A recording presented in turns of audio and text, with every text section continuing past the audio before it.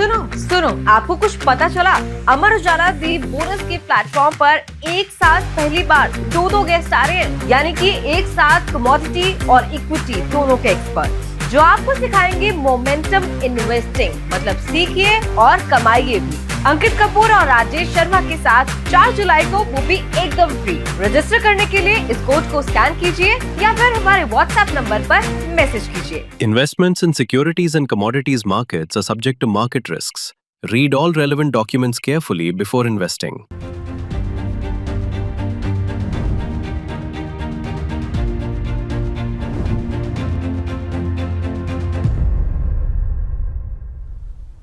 तो खबरों के खेल में आपका बहुत बहुत स्वागत है, क्योंकि जिस तरीके से Q1 के अपडेट्स अब आ रहे हैं और आने वाले दिनों में नतीजे आते हुए देखेंगे, तो ऐसे में स्टॉक स्पेसिफिक होना बहुत ज़्यादा ज़रूरी हो जाता है और ऐसे में रिएक्शन जो है वो मार्केट जो है वो तुरंत देता है। तो ऐसे में कौन कौन से स्टॉक्स हैं जिस पर आप देखेंगे, नज़र दे सकते हैं यहाँ पे। तो सबसे पहला स्टॉक जो है अगर हम लोग लेकर आए यहाँ पर, तो स्क्रीन पर लेके आते हैं सबसे पहली चीज़।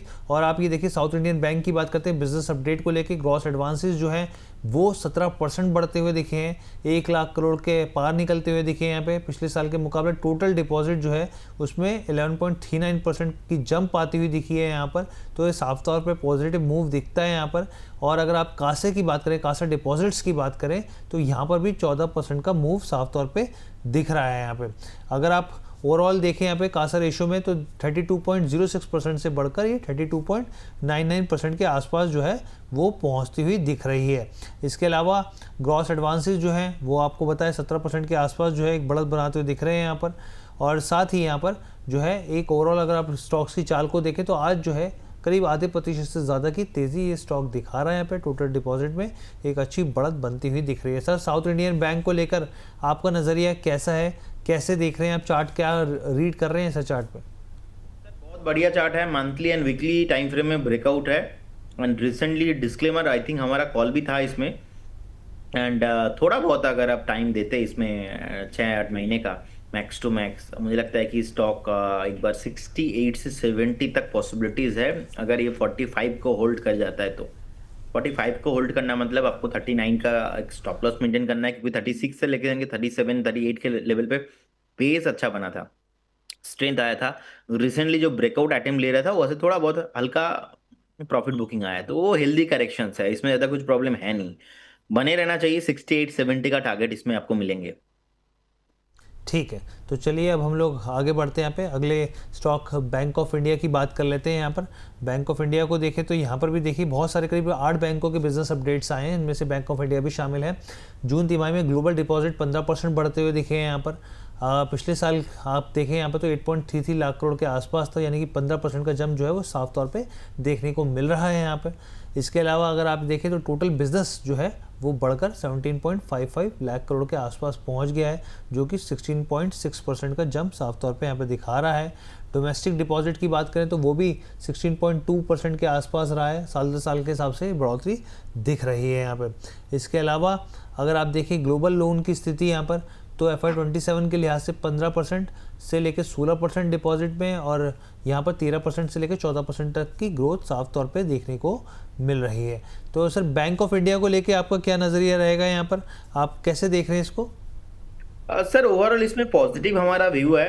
बाकी एक चीज आपको समझना पड़ेगा कि ये एक PSU काउंटर है, बहुत ही prominent fundamental as well as technical भी है, तो यहाँ से बहुत एग्रेसिवली आपको मूव होते हुए नहीं दिखाई देंगे।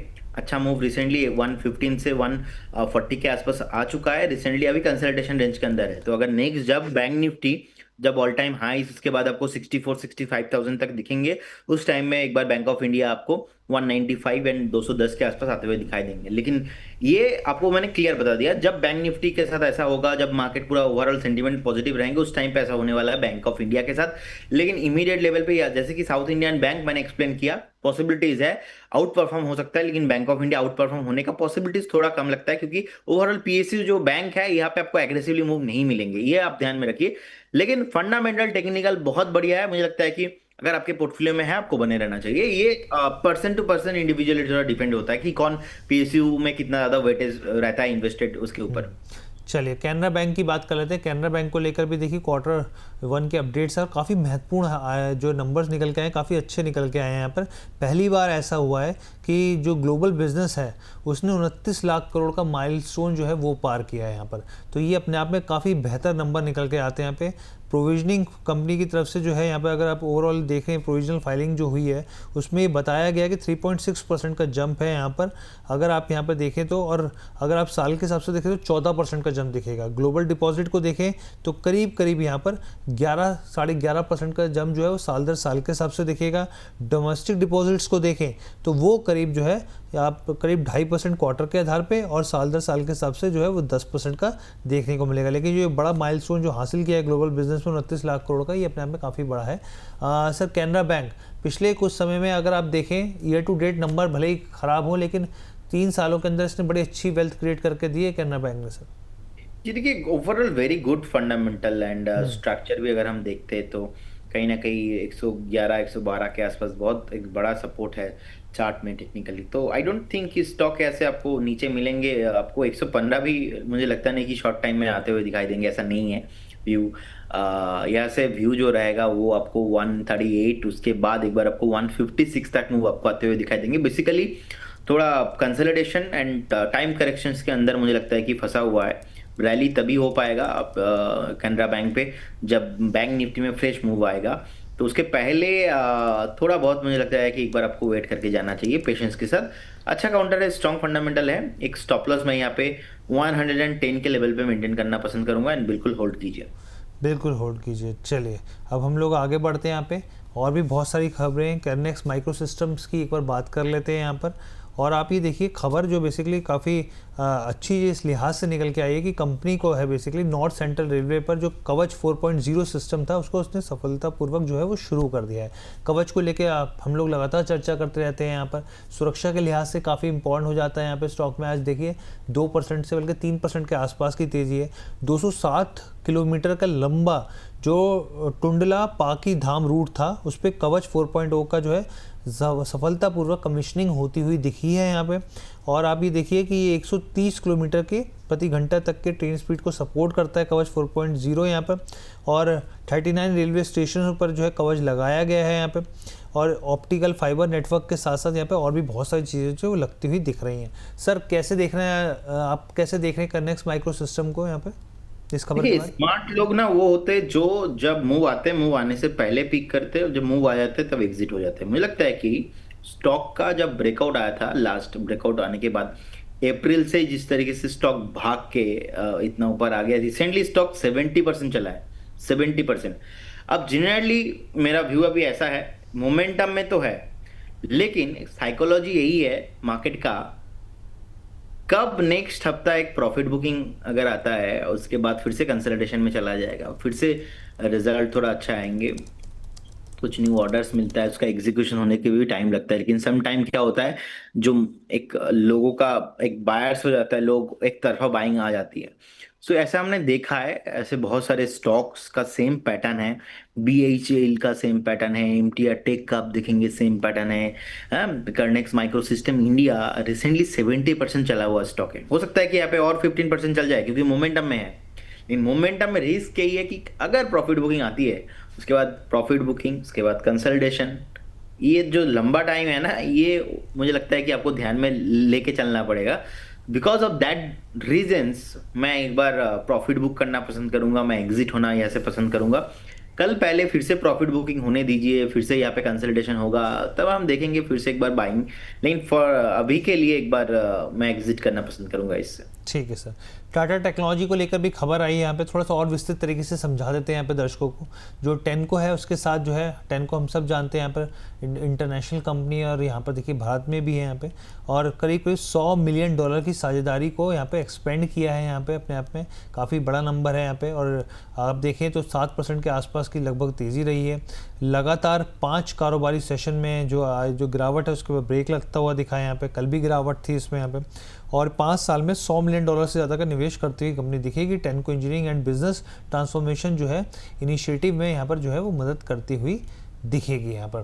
तो ये खबर है यहाँ पे टाटा टेक के लिहाज से। सर आपको क्या लग रहा है यहाँ पे जो पिछले कुछ समय में जो यूरोप की तरफ से जो ऑर्डर को लेकर जो है खर्चे वो कम करते हुए दिखे हैं, ऑर्डर बुक में जो वीकनेस दिखी है, आप कैसे देख रहे हैं टाटा टेक्नोलॉजीज को? देखिए, कहीं ना कहीं 1400 के आसपास का टॉप बना था आईपीओ लिस्टिंग के बाद। उसके बाद एक बार 974 लो था, फिर से 74 से 1130 तक स्टॉक चला था। तो लोगों को लग रहा था कि ये सेलिंग खत्म हो चुका है। फिर से जब सेलिंग स्टार्ट हुआ, स्टॉक ने जो लो लगाया था 622, उसके बाद का टॉप था ऑलमोस्ट 800। तो लोगों को फिर से लगा कि आई होप ये जो है सेलिंग प्रेशर खत्म हो चुका है। फिर से सेलिंग प्रेशर स्टार्ट हुआ, स्टॉक ने न्यू लो लगाया 513। रिसेंट स्टॉक ने 778, ऑलमोस्ट अप्रोक्स 800 के आसपास जाने के बाद फिर से स्टॉक एक 665। तो मेरा अभी क्वेश्चन नहीं है उन सारे रिस्पॉन्सिबल इन्वेस्टर से, क्या आप रहना चाहते हैं ऐसे कोई स्टॉक के साथ जहां पे ऐसे मोमेंटम हो रहा है? अच्छा है, न्यूज पॉजिटिव है, लेकिन अभी 712 के आसपास है। देखिए, आज भी 730 का हाई लगाया, अभी 712 चल रहा है। अभी 2:20-23 हो रहा है। तो कहीं ना कहीं जो सस्टेनेबिलिटी है ये नहीं हो पा रहा है पर्टिकुलर स्टॉक के लिए। तो इसीलिए ना मैं एक बार अभी, मुझे लगता है कि अवॉइड करके जाना चाहिए। इनफैक्ट FY27 में डबल डिजिट एक कंसिस्टेंसी ग्रोथ का भी गाइडेंस मैनेजमेंट की तरफ से आया था। एंड जो एबिटा मार्जिन है वो FY27 में 18% एंड अबव ही होगा, ऐसा माना जा रहा था। लेकिन जो 1 बिलियन का रेवेन्यू टारगेट नेक्स्ट 2 से 3 साल में आने वाला है, ये कंपनी को एक बढ़िया मूव दिखा सकता है। लेकिन क्योंकि बहुत सारा कुछ अभी इन्वेस्टमेंट होना है, तो इसका इफेक्ट क्या होता है ये सब कुछ देखने के बाद ही मुझे लगता है कि आपको इन्वेस्टमेंट करने के बारे में सोचना चाहिए। बिकॉज ऑफ दैट रीजन मैं अभी तो एक बार पर्टिकुलर स्टॉक से आउट होना पसंद करूंगा। ठीक है। सर एक छोटा सा शॉर्ट में आंसर मैं चाहूँगा। दरअसल अमान जी हैं, कह रहे हैं कि हर्ष भाई वेटिंग सिंस 2 days, 2 दिन से परेशान है यहाँ पर। वो कह रहे हैं कि can you please guide on West Coast Paper Mills, 507 के भाव पर उन्होंने खरीदा था। टारगेट्स क्या रहेंगे सर आगे के लिहाज से? एक डबल टॉप बना है वीकली चार्ट में 550 के लेवल पे। एंड जैसे स्टॉक 555, उनका बाइंग कितना बताया सर? इनका जो बाइंग है करीब करीब 507 के लेवल्स है सर। 507। हाँ, मुझे लगता है कि उनको ज्यादा रिस्क नहीं लेना चाहिए। तो मैक्स टू मैक्स आपको 485 का एक स्टॉप लॉस होना चाहिए। आप 507 के आसपास का अगर आपका बाइंग है और आप एक स्टॉप लॉस मेंटेन कीजिए, स्टॉक आपको भागने को देखने को मिल सकता है अबव 555, 553 एंड अबव। एक वीकली क्लोजिंग के बाद जो टारगेट बनेगा वो ऑलमोस्ट 700 के अप्रॉक्स। उससे पहले पॉसिबिलिटीज कम है। अगर नेक्स्ट वीक कुछ मार्केट में बड़ा प्रॉब्लम हो जाता है तो आप एग्जिट हो जाइए। आपका स्टॉप लॉस अगर ट्रिगर होता है, अगर मान लीजिए टारगेट भी नहीं आता है, अभी 700 टारगेट अभी पॉसिबल नहीं है, उससे पहले 555 क्रॉस करना पड़ेगा। अगर 555 भी क्रॉस नहीं होता है, कंसोलिडेशन रेंज में फंसे रहता है, आपको भी पेशेंस के साथ बने रहना है। मैंने आपको stop loss, target, time frame तीनों बता दिया। टाइम फ्रेम तभी पॉसिबल होगा, 3 महीने में पॉसिबल है अगर स्टॉक 555 एंड अबव क्लोजिंग हो जाती है तो। ठीक है। अब बड़े एक दिलचस्प स्टॉक की मैं चर्चा करना चाह रहा हूँ। मतलब आप जैसे सर बताइए, थोड़ा सा क्लैरिटी दीजिए कि जहाँ पर रिटेल घुस जाते हैं तो फिर क्या वो स्टॉक बढ़ता है और फिर आगे भी बढ़ता रहता है, क्या नहीं रहता? वेदांता आयरन एंड स्टील की मैं बात करना चाह रहा हूँ और आपके ज़रिए समझना भी चाह रहा हूँ, समझाना भी चाह रहे हैं दर्शकों को। आप देखिए, 1 महीने में लगातार ये 12वें कारोबारी सत्र में तेज़ी है, 10% का अपर सर्किट लगा है, मतलब 42.5 के पार निकल गया, नया रिकॉर्ड बनाया है शेयर ने यहाँ पर। और आप ये देखिए कि NSE पर, BSE पर 20 रुपये 22 रुपये के भाव पर ये लिस्ट हुआ था सर। और खबरें जो निकल के आई थी कि जो प्रेम जी इन्वेस्टर हैं उन्होंने इस पर निवेश किया है यहाँ पर। उसके बाद अच्छी तेज़ी आई। PI अपॉर्चुनिटी जो AIF है यहाँ पर, उन्होंने भी 102 करोड़ की ब्लॉक डील की थी, पीछे खबर है यहाँ पर। अब मैं ये समझना चाह रहा हूँ कि सर ये एल्यूमिनियम, बहुत सारे ब्रोकर ये कहते हैं कि भाई वेदांता एल्यूमिनियम जो है वो सबसे स्ट्रॉन्ग कंटेंडर है। यहाँ पर आयरन स्टील को लेके, पावर को लेके back to back upper circuit लग रहा है क्योंकि ये सस्ता स्टॉक है। आप कैसे देख रहे हैं यहाँ पर? क्या आपका मानना है कि ये जो है आगे जो है अच्छी वेल्थ क्रिएट करेगा, या फिर अभी जो है अगर इसमें घुस गए हैं रिटेलर्स तो फिर ये ऐसी तेज़ी बनेगी या फिर नीचे जाएगा फिर वापस? मेरा व्यू ऐसा है हर्ष जी, एक लॉन्ग टर्म थीम है। अब ऐसे लॉन्ग टर्म थीम और जिस तरीके से यहाँ पे लिस्ट हुआ थे उस टाइम पे 25-26 में ही अभी हमारा व्यू बना था। एंड 65-70 तक अभी हम लॉन्ग पे बैठे हैं। बहुत सारे क्लाइंटों के पास भी कॉल गया है। मुझे लगता है कि एक लॉन्ग टर्म थीम है, इतने बड़े बड़े नाम आना, और ऑब्वियसली अनिल अग्रवाल साहब का जो क्रेडिबिलिटी है मार्केट में, जिस तरीके से लिस्ट होने के बाद उन्होंने एक इंटरव्यू भी किया था। अगर आपने वो इंटरव्यू देखा है, जिन्होंने नहीं देखा है मैं आपको रिकमेंड भी करूंगा कि आप जाइए उस इंटरव्यू को पूरा देखिए। देखा सर, मैंने देखा सर। हाँ, सो आप देखेंगे जिस तरीके से उन्होंने एक्सप्लेन किया आयरन एंड स्टील का जो फ्यूचर है इंडिया में, और Vedanta is a very good prominent name. So मुझे लगता है कि वैल्यू अभी भी जो 42-43 के आसपास चल रहा है, ये आपको यहाँ से भी 65-70 तक मूव कमिंग फ्यूचर में आते हुए दिखाई देंगे। ऑब्वियसली लोगों को स्टोरी समझ में आया। अब अनिल अग्रवाल साहब ने आगे आके अच्छे से समझाया, यहाँ पे बड़े बड़े इन्वेस्टर्स का नाम सामने आया। तो जब एक स्टोरी बन जाती है ना कहीं मूव बहुत अच्छा हो जाता है ऐसे स्टॉक्स में। लेकिन शॉर्ट टर्म व्यूअर्स, मैं बोलूंगा एक बार 1-2 हफ्ते का व्यू ऐसे स्टॉक्स में नहीं होना चाहिए। इसमें लिक्विडिटी का इशू है, अपर सर्किट में है अभी।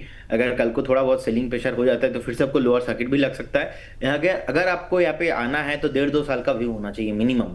और अगर आप इंडियन मार्केट देखेंगे, एक स्टोरी के ऊपर आप अगर पैसा इन्वेस्ट करते हो, सो वहाँ पे एटलीस्ट 2-3 साल का तो व्यू मिनिमम होना चाहिए। और ये थीम बहुत ही यूनिक है। एंड क्या हो गया, वैल्यू अनलॉकिंग हो गया। जब डिमर्जर से पहले क्या हो रहा था, वही एक ही वेदांता का चार्ट हम लोग देख रहे थे, उस समझ में नहीं आ रहा था कि कहाँ कहाँ पे कितना वैल्यू। क्योंकि सर सवाल ये भी है, इसलिए भी क्योंकि देखिए एनएमडीसी को देखें आप, वो भी आयरन ओर का बिजनेस है सर। हमने देखा कितना लंबा, कितने सालों का कंसोलिडेशन दिखाया है सर स्टॉक के अंदर। तो वो सवाल वहाँ पर भी उठ जाते हैं कि ऐसा ना हो कि रिटेलर ले लें फिर फंस जाएं, बहुत सालों तक फंसे रहें। इसलिए हमें नहीं लग रहा है कि आप देखेंगे वेदांता ग्रुप, एक एक्चुअली बैकग्राउंड देखना बहुत इंपॉर्टेंट होती है। ठीक है। And मुझे लगता है कि वेदांता का ग्रुप का जो क्रेडिबिलिटी है एंड जिस तरीके से बिजनेस इनका स्ट्रेटेजिकली कंप्लाइंस मेंटेन करके चलती है, सो आई डोंट थिंक कि इसमें कोई प्रॉब्लम होगा।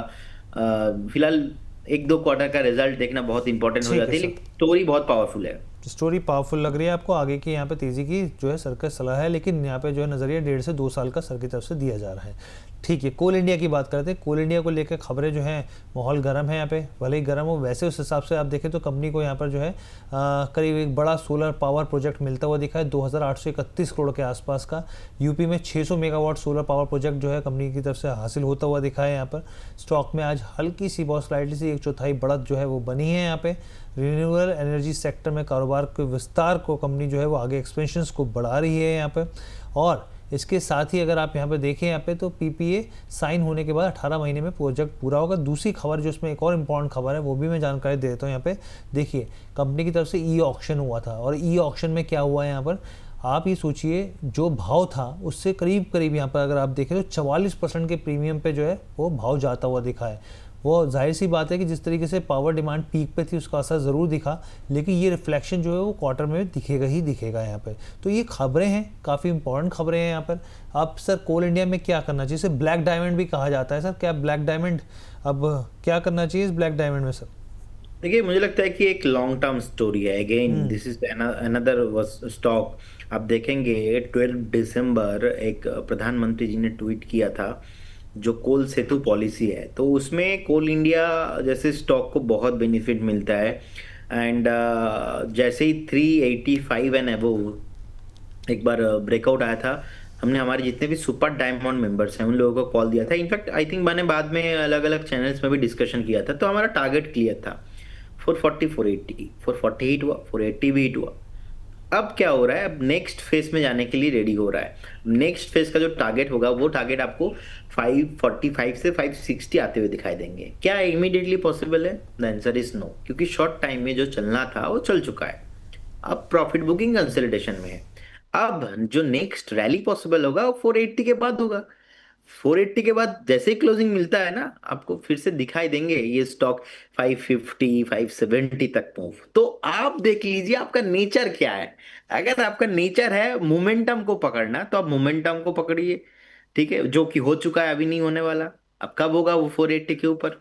अगर आपका नेचर है कि नहीं मुझे वैल्यू इन्वेस्टिंग करना है, तो आप अभी भी इन्वेस्टमेंट करके जा सकते हैं, कोई प्रॉब्लम नहीं है। आपको 570 580 का मूव मिलेंगे। It will take time, generally कुछ क्वार्टर का रिजल्ट, जो ऑर्डर्स मिलता है, इसका एग्जीक्यूशन, इम्प्लीमेंटेशन, उसके बाद, लेकिन व्यू पॉजिटिव रहेगा सर इसमें। ठीक है सर, तो व्यू पॉजिटिव है। अब इसकी जो है हम लोग जो इसकी यहाँ पे सब्सिडरी कंपनी है उसकी भी बात कर लेते हैं यहाँ पे बीसीसीएल की। तो बीसीसीएल में पिछले कुछ समय में भी काफ़ी अच्छी पोजीशन रिटेलर्स की रही है। यहाँ पर स्टॉक अपने हाई के आसपास, 52 हाई के आसपास ट्रेड कर रहा है। खबर कुकिंग कोल प्रोडक्शन को लेकर है, करीब 12.5% घटकर यहाँ पर जो नंबर्स हैं वो आते हुए दिखे, करीब 21.7 लाख टन रह गया है यहाँ पे। सरकारी कंपनी ने प्रोविजनल मंथली प्रोडक्शन रिपोर्ट जो है वो जारी की है यहाँ पे। और रॉ कोल ऑफटेक में, जो कि बिक्री कही जाती है बेसिकली, आप इसको समझिए यहाँ पे, तो 26.9 लाख टन के स्थिर ये पे लेवल्स पे स्टेबल पे रही है। कुल रॉ जो कोल प्रोडक्शन है वो भी 11% से ज़्यादा घट गया है यहाँ पे। नॉन कुकिंग कोयले का प्रोडक्शन जो है वो 2.6% जो है बढ़ता हुआ दिखा है सर। सर यहाँ पर आज स्टॉक में एक तेज़ी है यहाँ पे, आप किस तरीके से देख रहे हैं यहाँ पे भारत कुकिंग कोल को यहाँ पर? और जो अपडेट्स आए क्वार्टरली अपडेट बहुत खास दिख नहीं रहे सर।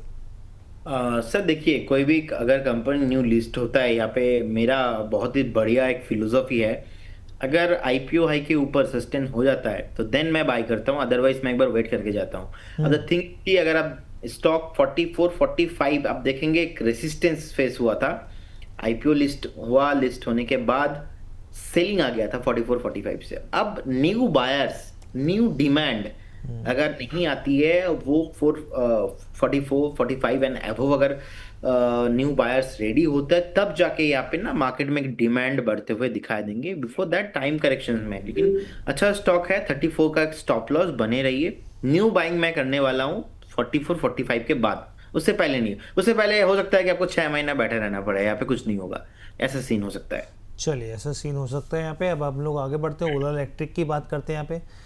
ओला पिछले कुछ समय बम का गोला बना रहा, लेकिन अब जो है यहाँ पर जो है व्हील रजिस्ट्रेशंस के जो नंबर्स हैं वो आते हुए दिखे हैं। और आप ये देखिए करीब 6.64% का इजाफा होता हुआ दिखा है। हालांकि स्टॉक लाल निशान में ट्रेड कर रहा है यहाँ पर। और आप ये देखिए इसमें जो 6.64% की बढ़ोतरी है वो 16,000 से ज़्यादा की यूनिट्स जो हैं वो रजिस्ट्रेशन होती हुई दिखी है यहाँ पर। और यहाँ पर तिमाही आधार पर रजिस्ट्रेशन में करीब 97% की बढ़ोतरी होती हुई दिखी है। नंबर जो है अगर आप रजिस्ट्रेशन के हिसाब से देखें तो काफ़ी बड़ा 97% का नंबर है यहाँ पे।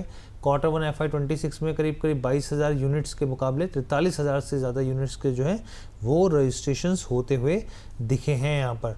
और जो ओवरऑल नंबर्स आपके सामने से, दूसरी चीज़ यहाँ पर ये भी है कि जो ईवी की जो पॉलिसी आई है यहाँ पर, क्योंकि एक तरफ सवाल उठ रहे हैं कि यहाँ पर आइशर मोटर को लेके, दूसरी तरफ बहुत सारे सवाल ऐसे उठ रहे हैं कि जो पॉजिटिव है यहाँ पर एथर को लेके, ओला को लेकर। आप कैसे देख रहे हैं सर ओला इलेक्ट्रिक को इन सब खबरों के बीच में?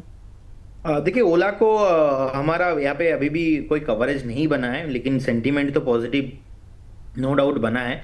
अभी जिस तरीके से ईवी का न्यूज़ आया है, मैं यहाँ पे ओलेक्टा, ग्रीन, अथर एनर्जी जैसे स्टॉक्स, इस बीच एक शॉर्ट कॉल नहीं, अभी एक सेल कॉल आ रहा है, लेकिन सर दे दीजिए बस सर, दर्शक इंतजार कर रहे हैं। सेल कॉल मैं अभी नहीं दूंगा, लेकिन स्टॉक का नाम बता देता हूं मैं जी। ओखट फार्मा। अब देखिए जिस तरीके से यहाँ पे आई थिंक कुछ न्यूज आने वाला है या आ चुका है, समथिंग लाइक दैट, कुछ तो होने वाला है। यहाँ पे बहुत स्पीड के साथ नीचे आ रहा है, कोई कॉल नहीं है, बस ऑब्जर्व कीजिए। देखिए जो मैं डिस्कशन कर रहा था यहाँ पे, बेसिकली अथर एनर्जी मुझे अच्छा लगता है ओवरऑल। जिस तरीके का सिचुएशन यहाँ पे बना है और ओवरऑल गवर्नमेंट का भी फोकस है, हमें लगता है कि देखिए एक स्टोरी, एक थीम के ऊपर अगर आप इन्वेस्टमेंट कर रहे हो तो ये जानना बहुत इंपॉर्टेंट होता है। मेरा जो फंडामेंटल रिसर्च हेड है प्रीतम सर, ऑलवेज बोलते रहते हैं कि आप अगर इन्वेस्टमेंट कर रहे हो और कौन सा थीम में कर रहे हो, ये बहुत इंपॉर्टेंट है, और वो थीम कितना सस्टेनेबल है। ये जो ईवी वाला थीम आया है ना, इसका एग्जीक्यूशन होने में इंडिया में मुझे लगता है कि ये 4-5 साल तो लग जाएंगे। 2021-22 में भी सर यही स्टोरी आई थी ईवी की एकदम, और उसके बाद बहुत सारे ऐसे स्टॉक रहे जो नीचे चले गए 50-60%। उस टाइम पे ठीक से प्ले नहीं हुआ था, ठीक है। लेकिन अभी जो विकसित भारत वाला थीम चल रहा है, और कहीं ना कहीं देखिए जब उस टाइम पे गवर्नमेंट का ऐसे रेगुलेशन नहीं आया था कि आपको मैंडेटरी करना पड़ेगा, अभी तो मैंडेटरी रूल्स आ रहा है कि आप 2030 के बाद क्या पता पेट्रोल वाले कुछ कार नहीं दिखे देंगे, तो अब आपको मजबूरन जो है शिफ्ट होना पड़ेगा। सो ये जो स्टोरी है लंबा स्टोरी है, मुझे लगता है कि अथर एनर्जी स्टॉक हमारा रडार पे है, ओलेक्ट्रा ग्रीन टेक जैसे स्टॉक्स हमारा रडार पे। ओला को मैं एक भी अभी अवॉइड करके जाता हूँ because of the management, poor management, बहुत ही पुअर मैनेजमेंट है इनका।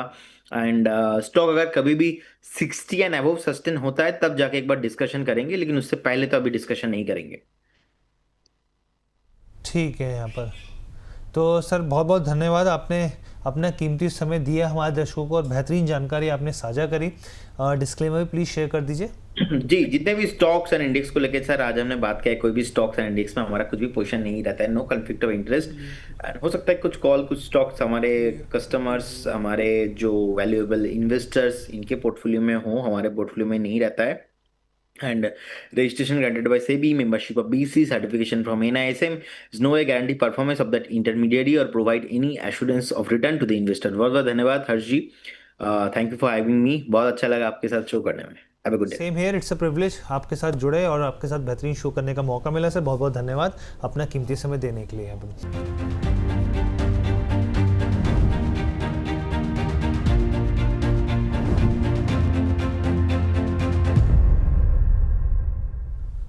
बाखबर होशियार, मैं लेकर आई हूँ आपके लिए बहुत ही शानदार समाचार। 4 जुलाई को लगने वाला है एक बहुत ही स्पेशल दरबार। तो 2 एक्सपर्ट सिखाएंगे आपको शेयर और कमोडिटी बाजार का पूरा सार। मोमेंटम इन्वेस्टिंग कैसे करती है कमाल, कैसे पहचाने इसकी सही चाल। तो देर किस बात की, अभी हमारा इन्विटेशन स्वीकार कीजिए। व्हाट्सएप नंबर पर अपना रजिस्ट्रेशन कराइए या फिर सामने दिख रहे QR कोड को स्कैन कीजिए और तुरंत रजिस्टर हो जाइए। Investments in securities and commodities markets are subject to market risks. Read all relevant documents carefully before investing.